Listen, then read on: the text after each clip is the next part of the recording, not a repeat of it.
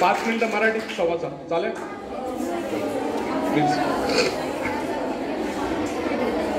शेवटचं कडवं तुमच्या लक्षात आलं का? कोशिश करने वालों की कभी हार नहीं होती. असफलता एक चुनौती है. जर कोणी 10वी मध्ये एखादा विषय राहिलाय, एखाद 2 विषय राहिले, सर्व विषय राहिले तरी घाबरायचं नाही. हा, कारण बाहेर पोस्ट ग्रॅज्युएट झालेल्या लोकांची संख्या भरपूर पडलेली आहेत, बेकार आहेत. जास्त काही होणार नाही. फार तर तुमचं 6 महिने किंवा वर्ष जाईल, किंवा जुलैमध्ये तुम्ही परीक्षा देऊन परत म्हणजे रेग्युलर तुमचं चालू राहील. तर त्यामुळे म्हणजे चुकीचे पाऊल उचलायचं नाही. आता मी विवेकानंदांचे काही विचार शेअर करतोय तुम्हाला. विवेकानंद हे फक्त 40 वर्ष जीवन जगले, परंतु त्यांनी अनमोल असे विचार, भविष्यातील येणाऱ्या पिढ्यातील युवकांना प्रेरणा देतील असे विचार, अनमोल विचार त्यांनी मागे ठेवलेले आहेत. त्यातील काही विचार थोडक्यात मी 2-3 विचार तुम्हाला शेअर करतोय. विवेकानंदांचं एक स्लोगन आहे, एक सुविचार आहे युवकांसाठी.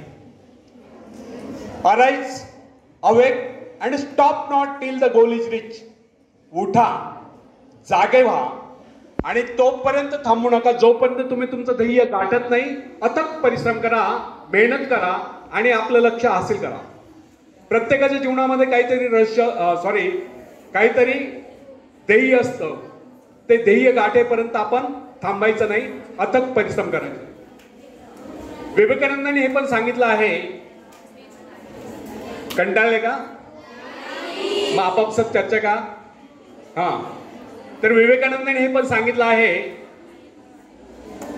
हे विश्व एक व्यायामशाळा आहे आणि आपण सर्व येथे व्यायाम करण्यासाठी आलेलो आहोत.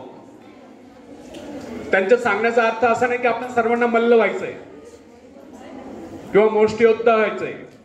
त्यांच्या सांगण्याचा व्यापक अर्थ असा आहे, आपल्याला शारीरिक, मानसिक आणि बौद्धिकदृष्ट्या सक्षम व्हायचं आहे.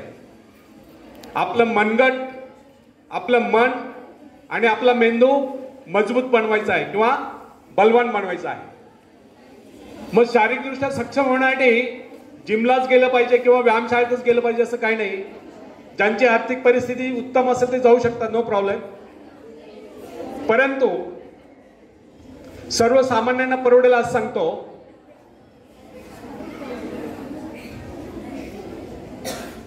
झाल्या गप्पा मारून बेटा. अरे फक्त 5 मिनिटं, जास्त नाही. इकडे लक्ष द्या.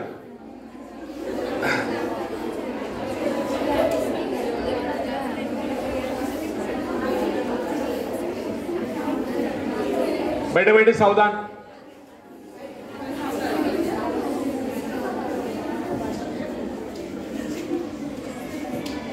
तर शारीरिकदृष्ट्या सक्षम होण्यासाठी सर्वसामान्यांना परवडेल असा उपाय तुम्हाला सांगतो.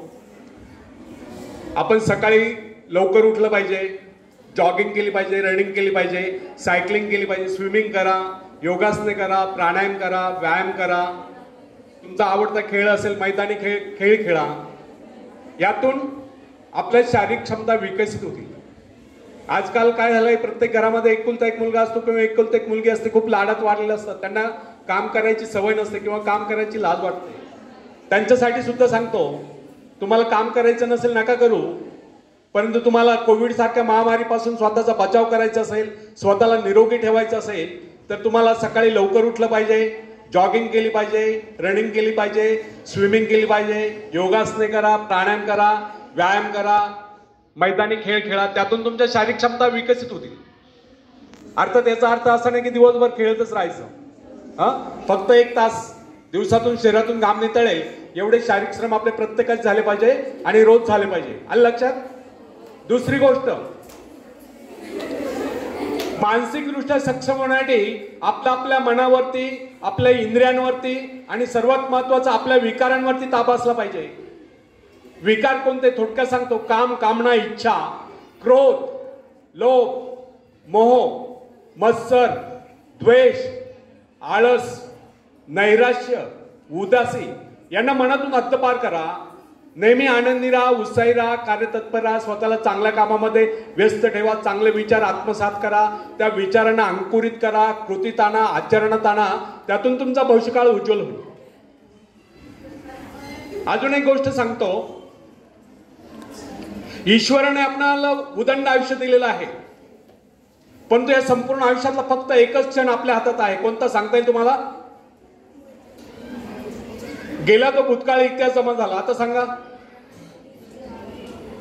येणारं भविष्यकाळ माहिती आहे का आपल्याला? नाही. मग राहिला कोणता क्षण? हा वर्तमानातला प्रत्येक क्षण तुम्ही कसा विचार करतात, त्या विचाराला कसं कृतीत आणतात, आचरणात आणतात, त्यावर तुमचा भविष्यकाळ अवलंबून आहे. म्हणून सांगणं एवढंच आहे की वर्तमान जगायला शिका आणि वर्तमानातला प्रत्येक क्षण हा चांगले विचार आत्मसात करण्यासाठी करा. ते विचार आत्मसात करून आचरणात आणा, कृतीत आणा, त्यातून तुमचा भविष्यकाळ उज्ज्वल ठरेल. तिसरी गोष्ट, बौद्धिकदृष्ट्या सक्षम होण्यासाठीच आपण बालपणापासून शिक्षण घेत आहात. मग हे शिक्षण घेत असताना विवेकानंदांनी सांगितल्याप्रमाणे आपल्या मनामध्ये एका वेळेस एकच विचार चालू असला पाहिजे. तर दोन मुली आपापसात गप्पा मारतायत, त्यांचं लक्ष नाहीये. त्यांना तेच सांगतोय, ज्यावेळेस शिक्षक वर्गात शिकवत असतील त्यावेळेस एकाग्रतेने शिक्षक काय समजून सांगताय ते एकाग्रतेने ऐकलं पाहिजे. त्यावेळेस मनामध्ये दुसरा विचार येता कामा नये. तर तुम्ही ज्यावेळेस शिक्षक शिकवतात त्यावेळेस एकाग्रतेने ते काय समजून सांगताय त्याचं व्हिज्युअलायझेशन झालं पाहिजे, त्याचं चित्र मनामध्ये उभं असलं पाहिजे. जर तुमच्या मनामध्ये त्याचं चित्र स्पष्ट निर्माण झालं तर तुमची ज्ञानग्रहण क्षमता विकसित होईल. त्यावेळेस मनामध्ये वेगळे विचार येता कामा नये. नाही तर मग खिचडीचा वास आला आणि विचार तुमचे हे झाले. कधी एकदा जातं आणि जेवण करतो, बघा बेल झाले, आता तुम्ही खिचडी खाऊन आले, ठीक आहे. पण ज्यावेळेस एक गोष्ट लक्षात ठेवा, ज्यावेळेस शिक्षक शिकवत असतील त्यावेळेस एकाग्रतेने शिक्षक काय समजून सांगतायत त्याच्यावरती पूर्ण आपलं लक्ष केंद्रित असलं पाहिजे. त्यावेळेस मनामध्ये इतर विचार येता कामा नाही. अशा पद्धतीने जर तुम्ही एकाग्रतेने जर ज्ञान ग्रहण कराल तर तुमच्या बौद्धिक क्षमता विकसित होतील. तर या दृष्टीने तुम्ही एखादं पुस्तक वाचत असाल, त्या पुस्तकातलं जे वाक्य वाचतात त्या वाक्याचा अर्थ आपल्या मनामध्ये शिरला पाहिजे, त्याचं व्हिज्युअलायझेशन आपल्या मनामध्ये झालं पाहिजे, त्याचं चित्र मनामध्ये उभं असलं पाहिजे. अशा पद्धतीने वाचन केलं पाहिजे. जेव्हा तुम्ही या पद्धतीने आकलन कराल म्हणजे ज्ञानग्रहण कराल त्यावेळेस ज्ञानग्रहण शक्ती तुमची बौद्धिक क्षमता विकसित करेल. तर अशा पद्धतीने जेव्हा भारतातील प्रत्येक युवक प्रत्येक युवती शारीरिक, मानसिक आणि बौद्धिकदृष्ट्या सक्षम होईल तेव्हाच खऱ्या अर्थाने विवेकानंदांच्या युवकांबद्दलचे स्वप्न साकार होतील. आणि जे आत्मनिर्भरता या विषयावर मी बोललो, तर आत्मनिर्भर भारत बनण्यासाठी आपल्याला स्वतःचं काम स्वतःच करायचं आहे, स्वतःवर निर्भर राहायचं आहे. जेव्हा प्रत्येक युवक प्रत्येक युवती आत्मनिर्भर बनेल तेव्हाच खऱ्या अर्थाने भारत आत्मनिर्भर बनेल आणि तेव्हाच भारताला विश्व राष्ट्र बनण्याची संधी प्राप्त होईल.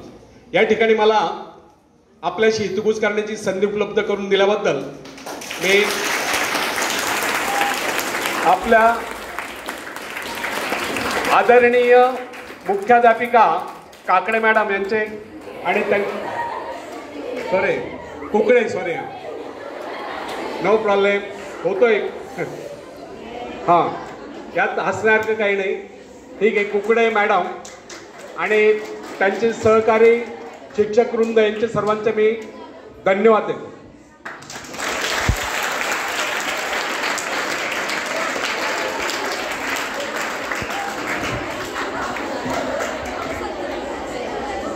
विद्यार्थिनी मैत्रिणींनो, जवळजवळ 1 तास झाला सरांनी आपल्याला खूप छान व्याख्यान दिलेलं आहे. तुम्ही कंटाळले असं म्हणालात, पण जेव्हा तुम्ही अजून मोठ्या व्हाल तेव्हा सरांचं भाषण तुम्हाला नक्की आठवेल की आपण शाळेत असताना काय ऐकलं. आत्मनिर्भर भारत, आपले माननीय पंतप्रधान नरेंद्र मोदी यांनी आत्मनिर्भर भारत अभियान सुरू केलेलं आपल्या सगळ्यांच्या कानावर ते आलं आहे. मग आत्मनिर्भर म्हणजे नेमकं काय करायचं.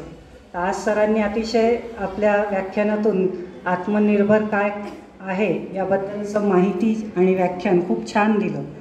जन्माला येताना परमेश्वर प्रत्येकाला बुद्धी देत असतो.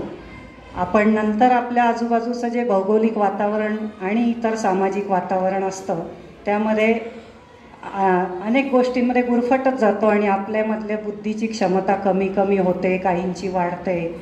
मग ती वाढवण्यासाठी काय केलं पाहिजे? तर शारीरिक, बौद्धिक, मानसिक विकास करण्यासाठी कोणत्या गोष्टी कराव्यात याचं पण अतिशय छान सरांनी उदाहरणादाखल तुम्हाला सांगितलं. तर कुठलीही गोष्ट करताना फक्त अभ्यासच करा असं नाही. म्हणजे सरांचं जे काय आता व्याख्यान आपण ऐकलं त्याचा मतितार्थ असा की फक्त अभ्यास करून तुम्ही पास व्हा आणि खूप छान मार्क मिळवा असं नाही. तुमच्याकडे जे स्किल आहे, कौशल्य आहे त्याच्यामध्ये तुम्ही डेव्हलप केलं पाहिजे असं सरांनी आपल्याला सुचवलेलं आहे. आणि ही खूप मोठी गोष्ट आहे. तुम्हाला माहिती आहे नवीन राष्ट्रीय शैक्षणिक धोरण आता येऊ घातलेलं आहे. तुम्ही आता 9वीतून 10वी, 10वीतून पास आऊट होऊन जाल. पण आत्ता सध्या सगळीकडे अशी परिस्थिती आहे फक्त पुस्तकी अभ्यास करून तुम्ही मोठं न होता तुम्हाला परमेश्वराने जे काय स्किल किंवा जी कला तुमच्याकडे दिली आहे ती डेव्हलप करून तुम्ही समाजाला आणि स्वतःसाठी त्याचा नक्की उपयोग करायचा आहे. तर आपण आपल्या सर्वांच्या वतीने माननीय दत्तात्रय आहेर सर हे कोपरगावच्या ITI कॉलेजचे माजी प्राचार्य आहेत. त्यांनी आजच्या दिलेल्या या सुंदर व्याख्यानाबद्दल आपण सर्वांच्या वतीने त्यांचं हार्दिक अभिनंदन आणि आभार मानूया.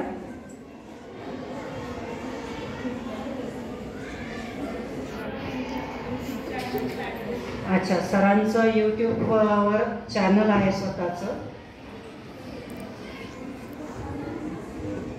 सर त्याचा ॲड्रेस लिहित आहे, तुम्ही लक्षात ठेवा आणि आज घरी गेल्यानंतर मोबाईलवर तुम्ही बघा.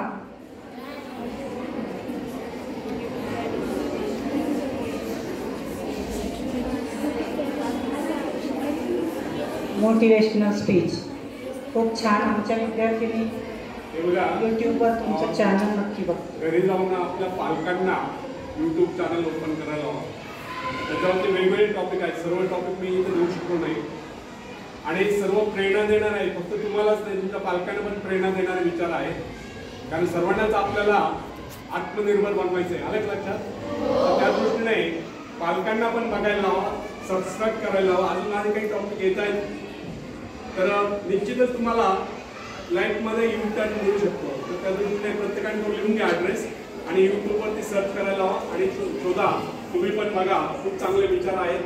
धन्यवाद. सरांचे आपण आभार मानूया.